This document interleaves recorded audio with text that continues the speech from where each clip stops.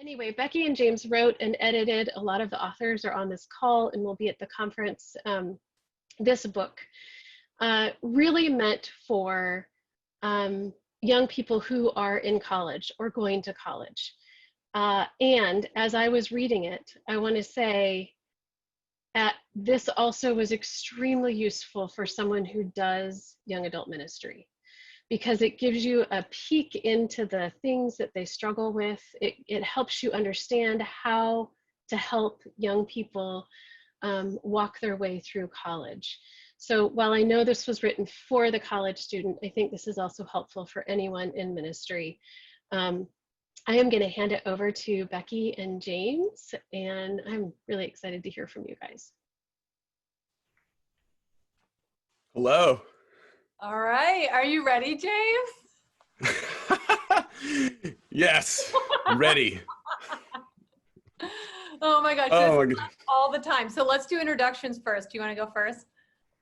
Oh, sure. Yes. Since, we're going alphabetically, and that's how we had it on our cheat sheet here. Anyway, so yeah.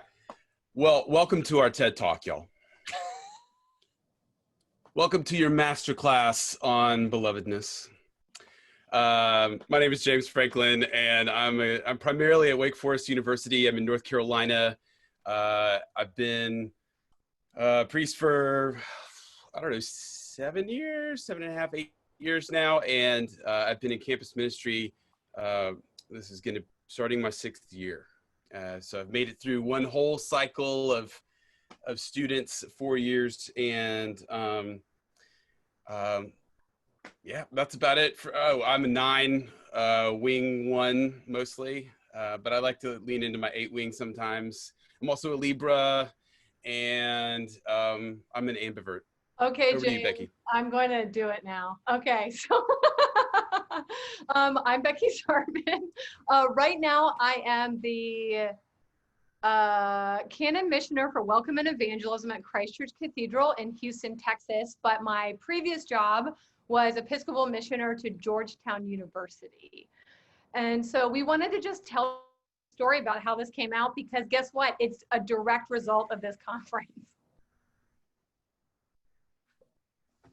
It is. In fact, it started way back in Utah, back at General Convention, and I had no idea what I was doing. I hadn't started campus ministry, young adult ministry yet here in Winston-Salem, and traveled out to Utah. And one of the things that I was looking for in that conference was I was listening for, like, what is that thing that students need to hear? What's that thing that they need to hear most, above all else? And I was praying about it, and I was listening for it. And then I heard Tom Brackett talk, and I heard him talk about his story of how he heard God say, "You are my beloved, with you I'm well pleased." And something clicked. It was just like, people need to hear their beloved. And so that started the spark for it. So thank you, Shannon. I don't think I've ever told you that story. Thank you so much. And thank you so much for this opportunity. I should say that too. So much gratitude, so much gratitude. And so it was born out of this conference. So then, Becky, the story continues. Yeah, and then we connected again at, my first conference was BWI, the Baltimore one. And at that point, we both started being chaplains at the same time. And I had a whole year of realizing that we're having the same conversation over and over and over again with our students. It's just getting refracted through the different situations. And so we started talking, and then we connected again at Missional Voices. And then we connected again in Austin, where we sat down and went to the Driscoll Hotel and wrote it on the back. If you've never been to the Driscoll, like, picture cowboy plush. It's like velvet and longhorns, and brass, and yeah. So we wrote it down on napkins in a moleskin, and Belovedness was born at that moment. And then we realized that it was way bigger than just us, that we had all these friends that we had met through these conferences that could speak to things better than we could ourselves. And so as we pulled together the proposal, we asked different folks to just like Stacy, I know you're on the call somewhere, you know about discernment. Can you help us write the discernment chapter? And so it just kind of, we just want to call out that the relationships that you make here are super important, and you don't know what's going to happen with them later. But our question was, what does belovedness mean, and what does it look like? And so it gets refracted. And so the question is, and this is in the introduction of the book, it goes like this: how would you fill in the blank if you knew you were beloved beyond all measure? And how are you going to choose to live into your belovedness? So we just wanted to let you know, very briefly, how we refracted it for this book. So James started with belovedness. Yeah. Do you want me to, I guess I'll talk a little bit about that. Just a little bit, and then we'll. Very, very little bit. There's so much to tell. There's so much to say, and not enough time. But really, it's kind of closeted universalism, Christian universalism, essentially. And we're kind of basing out of Luke 15 and, lost things, lost coin, lost sheep, lost people, and that all have value, and that God is saying we all have intrinsic value. So it's kind of born out of that universalism sense. And because, as Becky said, there's this wealth of wisdom, we just tapped into the folks we knew to write these chapters and be those voices of wisdom in each chapter. So yes, so for chapter 2, can y'all hear me? Okay, cool. I think Becky kind of froze up there. So for chapter 2, we tapped Stacy for making choices in discernment, because she's kind of like the Ignatian spirituality guru.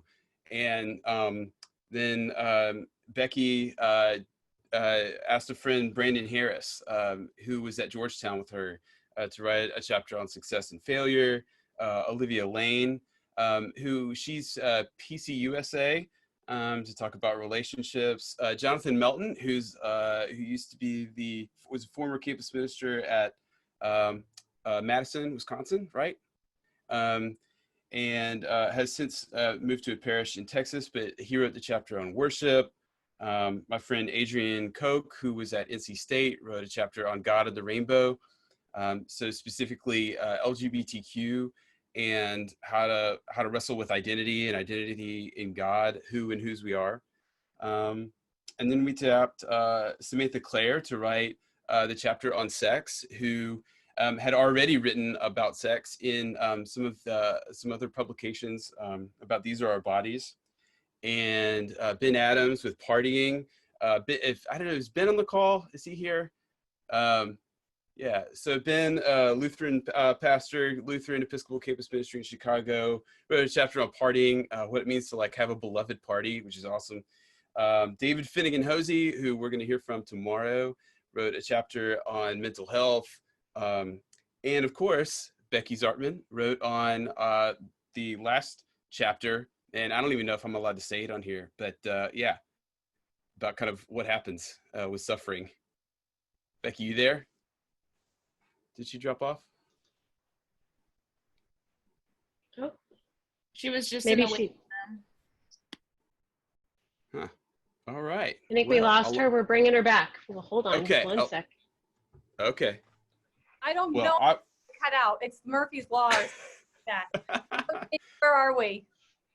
I just went through the chapters and I stopped with you. Yeah. Great. And yes, you can say the title of your chapter, Becky. It's really okay. Okay, that's fine. Yeah. We call it a holy shit because that's what happens, right? It is God composts things and turns shit into flowers, right? So, we make it happen here. I have friends who like to say, I swear like an ER nurse from New Jersey. Oh, man. Yeah. So since since we're saying shit now, I'm just gonna bring this into view. Shannon invited us to make a drink, so I did. So cheers, y'all. What? Fruity Oasis drink. Here we go. Also, yeah. Do you want to say one more? I'll say one more thing about belovedness, and then we'll kind of keep moving here. I think also we were taking the concept of belovedness because this is what we've learned from these ministries, and it's so powerful, and it helped us write this tool essentially for navigating their lives.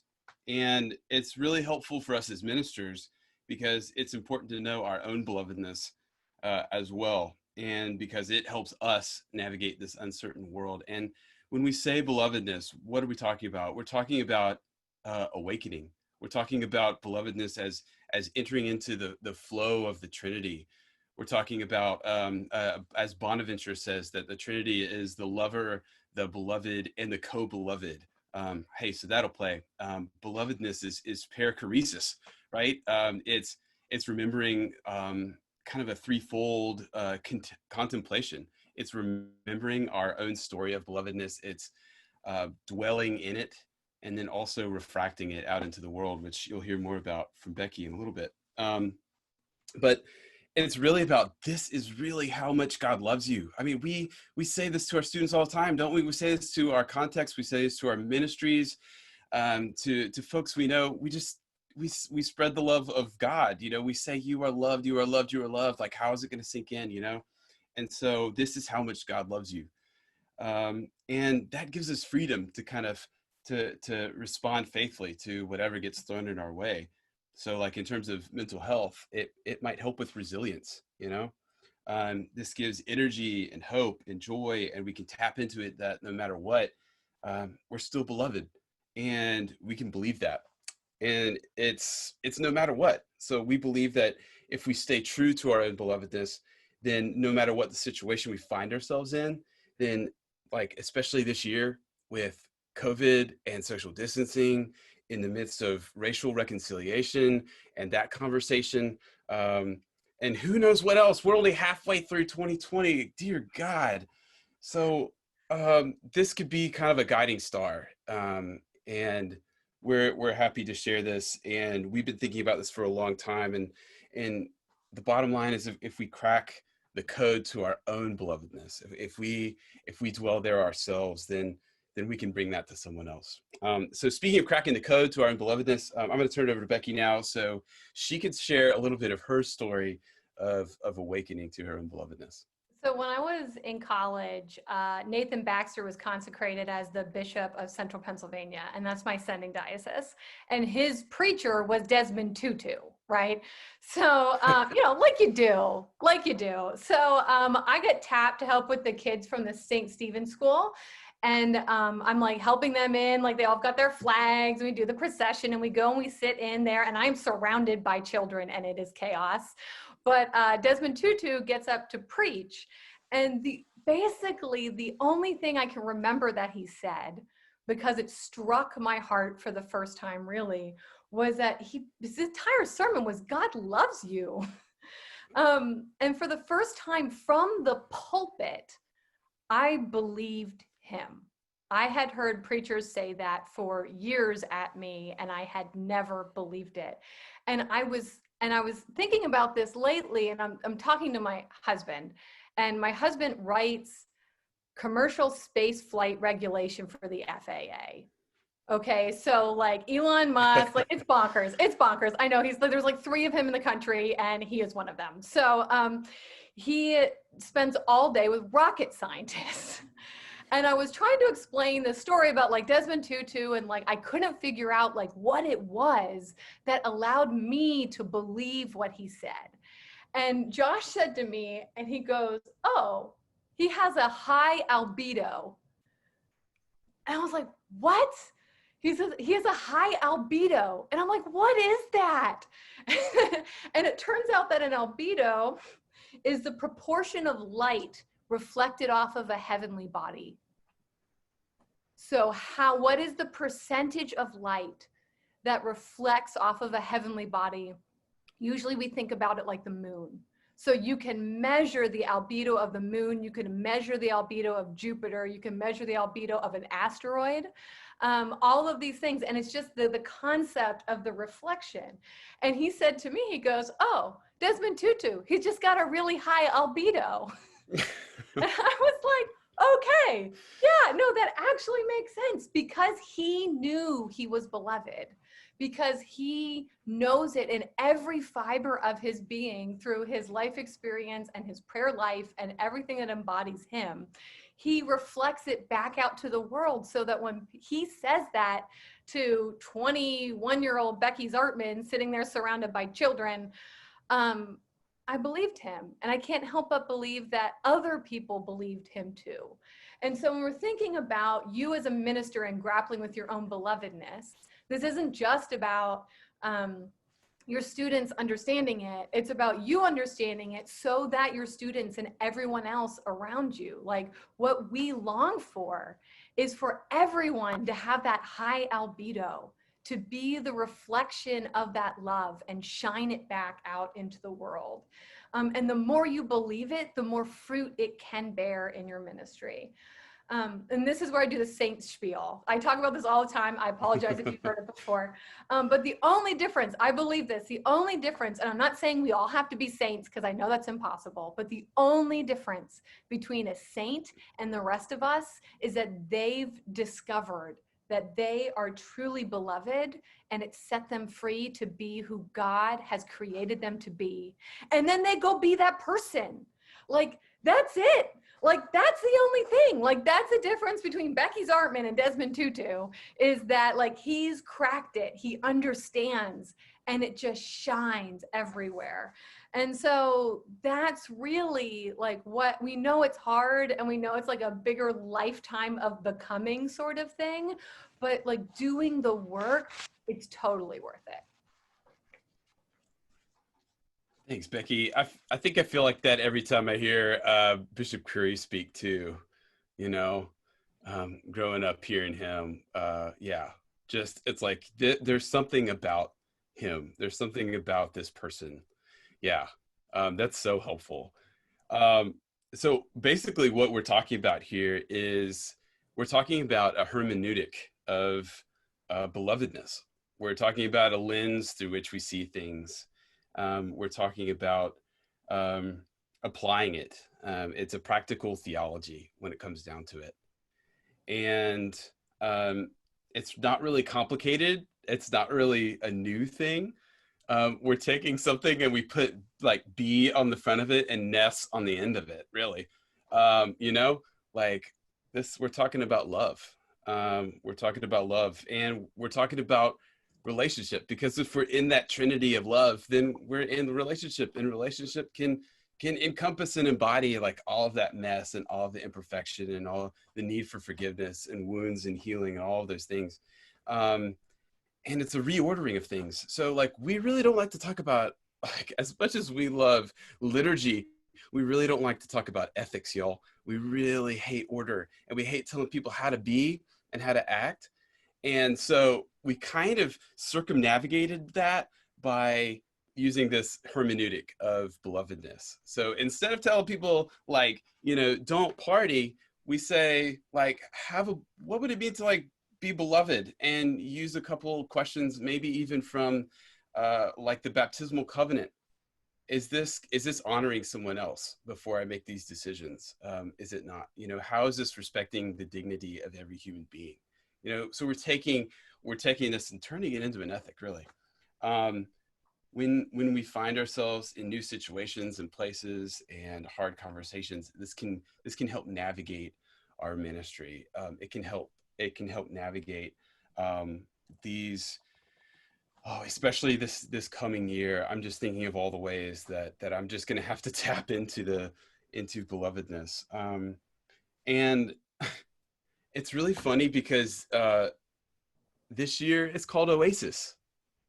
It's called, you know, there's no, I mean, the irony is so thick, you know. I mean, we really need Oasis, and none of us can find it. In our breakout group earlier, it's like, what Oasis? What retreat? I usually use this time for retreat. And, although I will say I escaped to campus, some, decree came down from the campus on high and said I could come to my office. So I'm kind of in an oasis right now, but this is where we are, and we're finding life. We're trying to find life in the desert and life in the midst of this wilderness. And so it's so important, and this is our work, and this is what we've been called to do. And Becky, do you want to close it out with anything else? No, it's just, it's hard work, but it's the only thing that matters.